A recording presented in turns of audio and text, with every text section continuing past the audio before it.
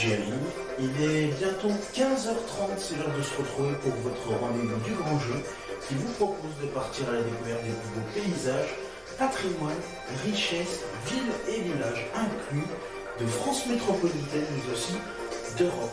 Nous allons commencer par une magnifique aventure avec notre première cité du jour, là où tout a commencé. Et ensuite, on ira vers d'autres destinations. Soyez les bienvenus, c'est parti, il est 15h30.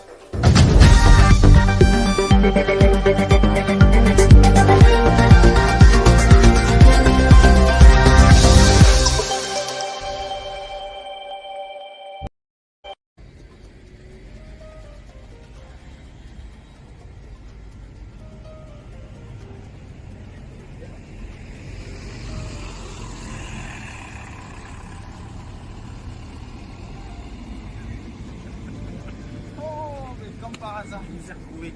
Comment allez-vous les amis? On va se mettre par là parce que sinon je vais me faire shooter par les transports en commun.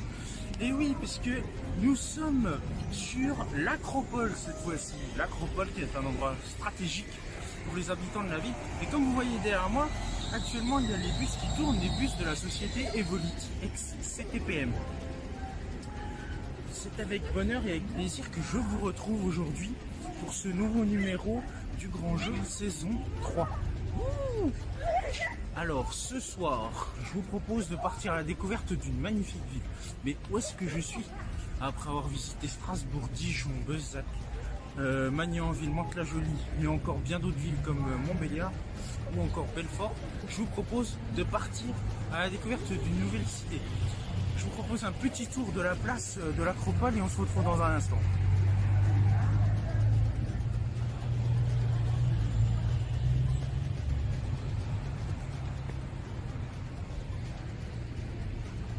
Alors, est-ce que vous avez trouvé enfin cette destination? Peut-être que oui, peut-être que non. La réponse dans un instant. Deux génériques qui vont arriver. Premièrement, le générique du grand jeu. Et puis, un autre générique. Il va y avoir celui du 21h30 minuit. Oui, car on est ensemble de 21h30 jusqu'à minuit, c'est-à-dire pendant 2h30. Et vous êtes les bienvenus. Cool. 3 hélicoptères, 2 candidats et des paysages somptueux. La carte au trésor survole la France. Chaque semaine, 2 concurrents s'affrontent dans les airs et au sol pour empocher le trésor. 3, 2, 1, top! C'est parti! Des défis physiques, des challenges intellectuels, de la jugeote, de l'intuition, Est-ce que vous connaissez cet objet? du cran et de l'endurance. C'est le programme de la carte. 3 indices à trouver pour espérer gagner la rose des vents, symbole de victoire. Est-ce que vous pourriez me ramener jusqu'à mon hélicoptère, s'il vous plaît? Et au bout de l'effort, l'ultime prouesse qui mène au trésor. Mystère de l'histoire, surprise du patrimoine, rencontres hautes en couleurs. Les villes et les campagnes se mobilisent pour aider les 2 concurrents. Cette semaine, voyage en Franche-Comté à la découverte de la terre natale de Georges Cuvier. Une aventure exceptionnelle au pays des vaches, mais aussi de la saucisse, et même encore au pays de l'automobile, et un voyage à remonter le temps.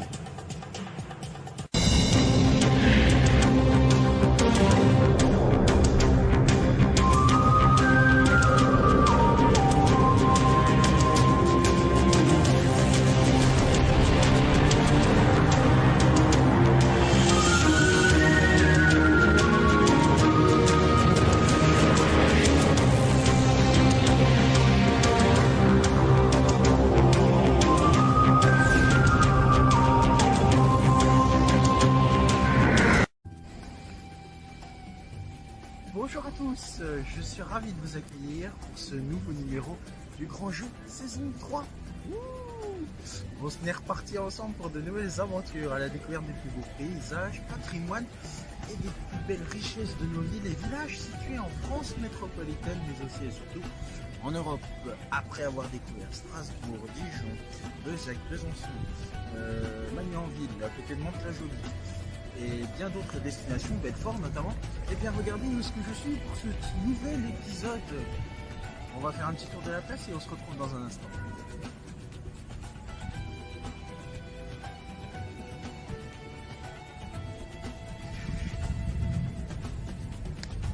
magnifique, c'est bien beau. Et bien écoutez, nos candidats vont participer à une grande aventure. Ils vont devoir retrouver un trésor qui est caché quelque part dans la ville où je suis. Et pour s'aider, il va falloir résoudre des énigmes. Et je vais leur proposer 3 énigmes qu'ils vont pouvoir résoudre et remporter 3 indices indispensables pour retrouver le coffre au trésor et surtout la clé qui ouvre le coffre Larousse des Vents. À quelle sauce vais-je manger nos candidats, ou plutôt à quel plat aujourd'hui? Est-ce que ça va être une bonne saucisse? Est-ce que ça va être un bon conquis, une bonne campoyotte? Et oui, nous sommes toujours en région Bourgogne-Franche-Comté et nous sommes toujours dans le département du Doubs, mais cette fois-ci nous sommes dans le PMA, le pays de Montbéliard, agglomération. Et c'est ici qu'on va jouer. Et quand je pense à la saucisse, ça me fait forcément penser à la saucisse de Montbéliard. Alors, est-ce que vous avez trouvé la réponse dans un instant, juste après le générique? A tout de suite, je compte sur vous.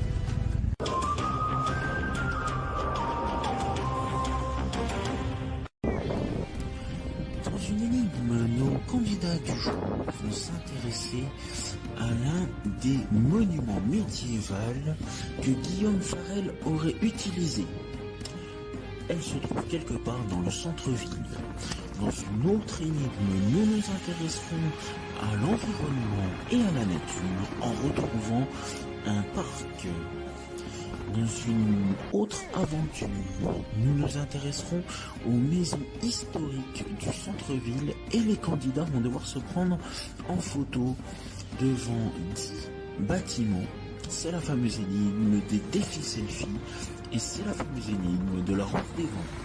Mais pour commencer notre aventure, nos candidats vont s'intéresser à l'histoire de la ville en s'intéressant à l'un des plus beaux édifices de la ville.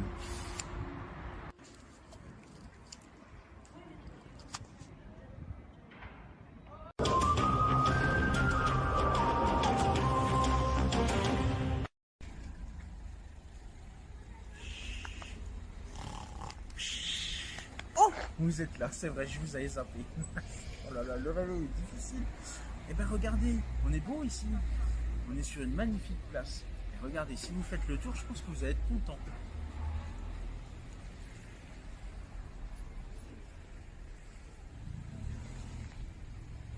Et oui, derrière moi se trouve la statue de Georges Cuvier. C'est lui qui est né à Montbéliard. Et vous allez le voir dans un instant avec la vidéo de présentation qui est Georges Cuvier réellement. En tout cas, une chose est sûre, c'est que tout de suite, on va retrouver nos candidats. Mais juste auparavant, je vous propose une petite vidéo de présentation. Et après, c'est parti pour un petit tour de footing. A tout de suite, je compte sur vous.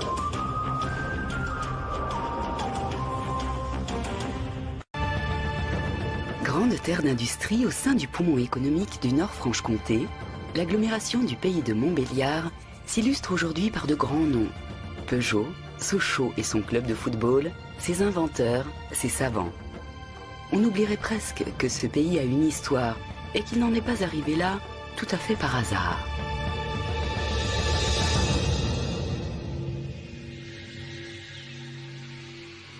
Durant la préhistoire, le pays de Montbéliard n'est encore qu'une terre de passage entre le massif des Vosges et du Jura. Quelques chasseurs-cueilleurs trouvent refuge aux abris sous roches de Bavent ou ceux de Roche-d'Anne près de Pont-de-Roide.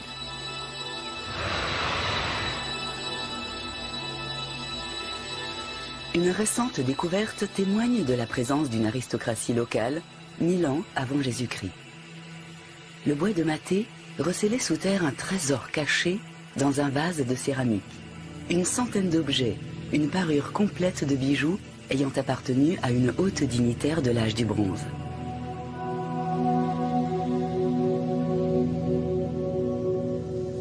Quelques siècles plus tard, ce sont sur les communes actuelles de Mandeure et de Maté que s'implante un sanctuaire gaulois et une agglomération qui portera le nom d'Epomendio du Rhum sous l'Empire romain. Établie sur la voie fluviale du Doubs, elle deviendra la deuxième ville romaine de Séquanie après sa capitale Vésontio, l'actuelle Besançon. Nous sommes au 1er siècle de notre ère. Le sanctuaire accueille un théâtre d'une taille et d'une richesse décorative comparables aux monuments de Rome. Avec ses 142 mètres de diamètre, il est le deuxième plus grand théâtre de Gaule après celui d'Autun.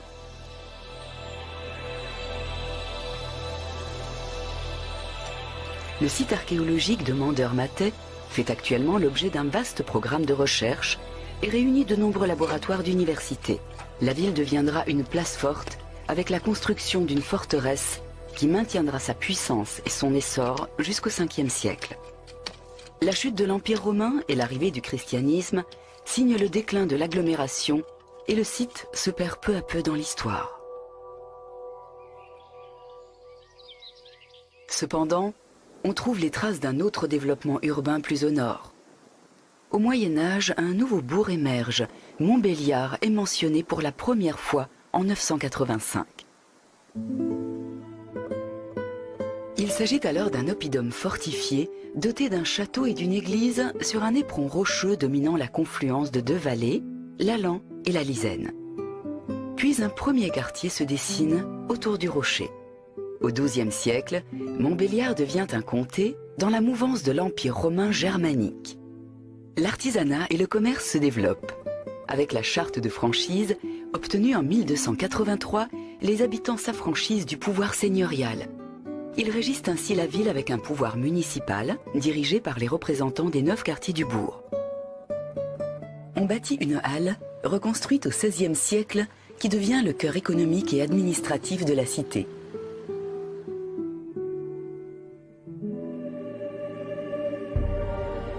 En 1397, le pays de Montbéliard s'unit au comté germanique de Wurtemberg avec les fiançailles d'Henriette de Montfaucon à Eberhard IV.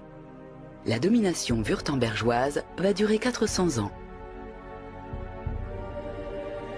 Dès le milieu du XVIe siècle, le protestantisme s'installe dans le pays de Montbéliard. Frédéric Ier de Wurtemberg impose finalement ce luthéranisme de langue française qui génère un important réseau d'écoles accueillant filles et garçons. Les pasteurs constituent une élite intellectuelle parmi laquelle on trouve des historiens, des botanistes. Frédéric de Wurtemberg confie à l'architecte allemand Heinrich Schickart l'urbanisation de la ville et la construction de nombreux édifices, dont le temple Saint-Martin, le plus ancien du culte réformé de France. Escalier à vis, façades à pignons ornées de volutes, tchafas, le caractère germanique de la cité s'affirme. Le travail de Schickart couvre également le bornage et la cartographie de la principauté de Montbéliard qui s'étend alors jusqu'à Clerval. Dans la région, le minerai de fer abonde. De nombreuses mines fournissent la forge de Chaget, puis celle d'Audincourt, dotée d'un haut fourneau en 1619. Celle-ci s'installe au bord du Doubs qui lui procure la force motrice et lui amène le bois de la montagne par flottage. Au XVIIIe siècle, des fermiers suisses viennent s'installer dans les campagnes pour réexploiter les terres de la principauté laissées en friche par les guerres contre Louis XIV au XVIIe siècle. De confession anabaptiste, ces fermiers s'avèrent d'excellents éleveurs et ne tarderont pas à croiser différentes variétés de vaches locales pour créer la race montbéliarde. Non loin de la ville, une ferme portera le nom de Petite-Hollande, en référence au pays où leur religion est née.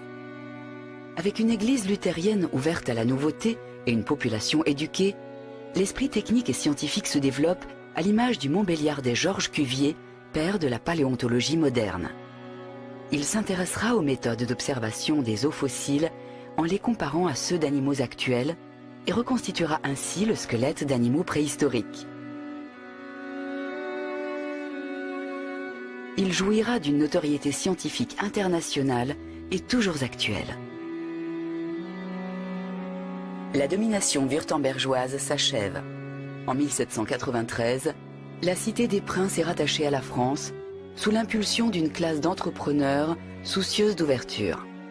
Le marché devient national et l'industrie prend son essor. Esprit visionnaire, Frédéric Japy révolutionne la production horlogère. Le travail en atelier succède au travail à domicile. Avec les machines-outils, la production en série remplace bientôt la pièce unique.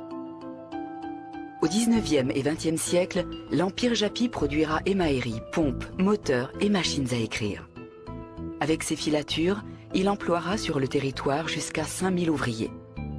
C'est dans l'une de ses anciennes usines que l'entreprise Christelle fabrique aujourd'hui des articles de cuisine haut de gamme pour un marché international.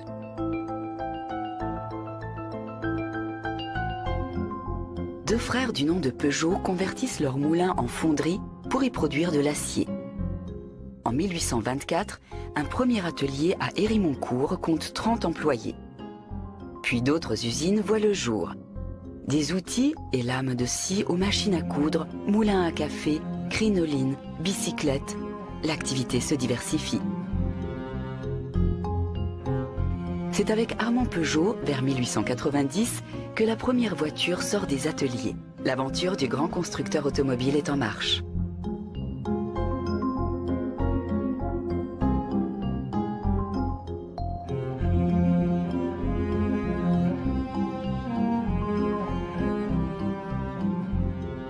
La compagnie des forges d'Audincourt s'est modernisée et utilise à présent le gaz de houille comme combustible. La production s'oriente vers la fabrication de tôles fines pour l'industrie électrique.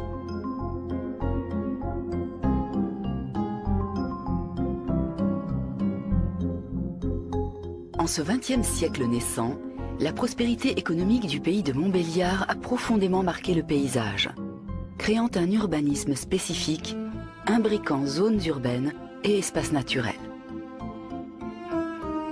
Les grandes familles industrielles, attachées au développement continuel de leurs usines, pourvoient aux besoins sociaux d'une classe ouvrière toujours croissante et dont ils sont tributaires.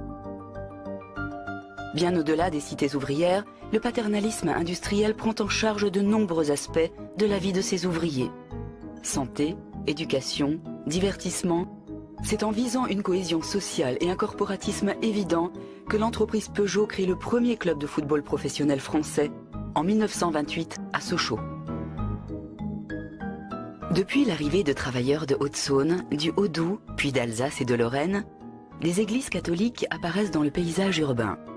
Certaines se distinguent par leurs matériaux et leur architecture, comme ici l'Immaculée Conception, l'église Saint-François d'Assise à Grand-Charmont ou l'église du Sacré-Cœur d'Audincourt, décorée de remarquables vitraux, signés entre autres par Fernand Léger. Mais la main-d'œuvre n'est toujours pas suffisante. De premières vagues d'immigration amènent des ouvriers italiens et polonais. Par la suite, d'autres communautés du Portugal, d'Espagne, de l'ex-Yougoslavie et du Maghreb conduiront à un important brassage de cultures. Pendant la Deuxième Guerre mondiale, le pays de Montbéliard est une terre de résistance active. Parmi d'autres, le sabotage des usines Peugeot réquisitionnées par les nazis est l'œuvre de nombreux résistants dont Auguste Bonal, un directeur de Peugeot qui mourra en déportation et donnera son nom au stade de football à la Libération.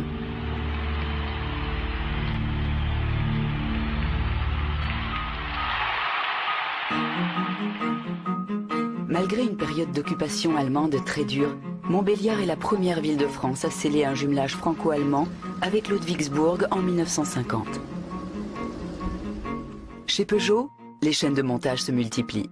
Les cadences s'accélèrent et les parkings de voitures sorties d'usines se remplissent sur des hectares. Parallèlement, les grands ensembles s'élèvent. L'agglomération vit à l'heure de l'entreprise qui culminera à plus de 40 000 salariés en 1980.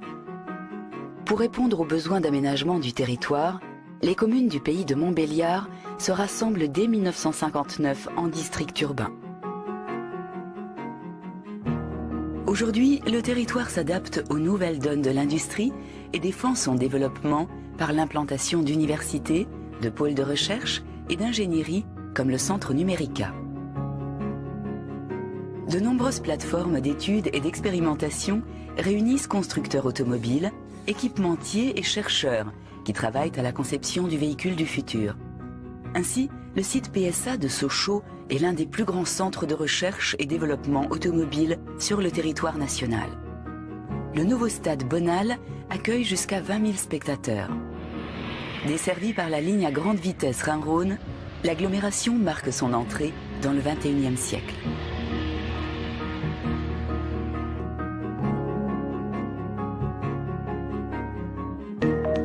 Engagée dans la préservation des milieux naturels et de la biodiversité, elle valorise son patrimoine fruitier. La Damascine, une maison à haute qualité environnementale, est ainsi dédiée aux vergers et aux paysages.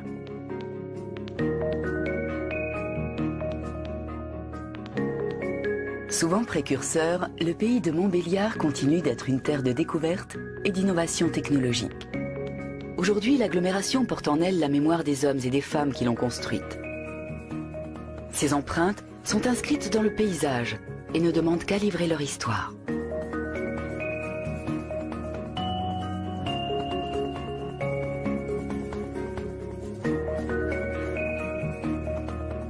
De nombreux sites et musées animent ce riche patrimoine et vous invitent à la découverte d'une aventure humaine hors du commun.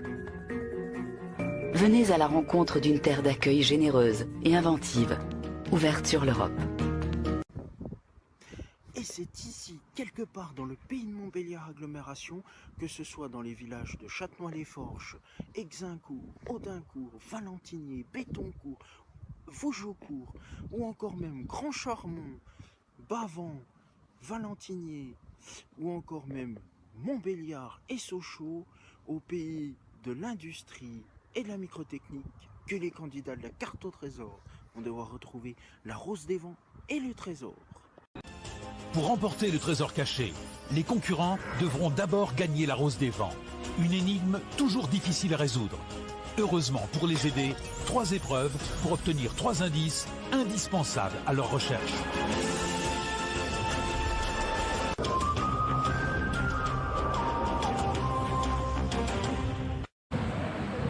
Et c'est ainsi que se termine cette émission. Merci beaucoup à vous de votre fidélité dans cette saison 3, épisode numéro 6. Et nous étions où? Eh bien oui, nous étions du côté du pays de Montbéliard. Cette fois-ci, je me suis téléporté dans un autre endroit, toujours dans le même département, dans le Doubs. Mais où? Regardez.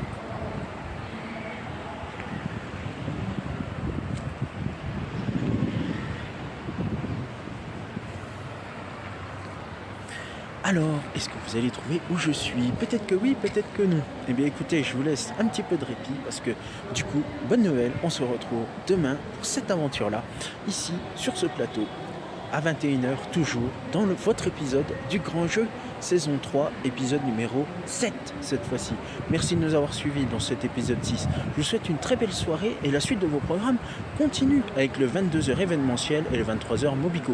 Je vous embrasse. Merci, salut.